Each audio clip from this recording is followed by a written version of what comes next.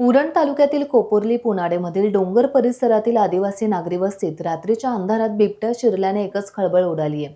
सदर बिबट्याने 2 बकऱ्या 2 कुत्र्यांची शिकार केली असून या घटनेमुळे परिसरातील नागरिकांमध्ये भीतीचं वातावरण पसरलं आहे।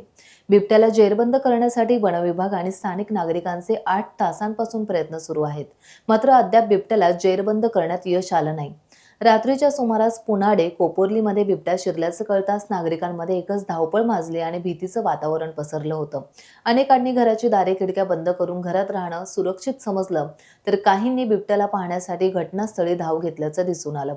घटनास्थळी वनविभाग आणि भाजपचे उरण पूर्व विभाग अध्यक्ष शशिकांत पाटील, आदिवासी बांधव आणि परिसरातील नागरिकांनी धाव घेतली। नागरिकांनी खबरदारी घ्यावी असे आवाहन वनविभागाकडून करण्यात येत आहे।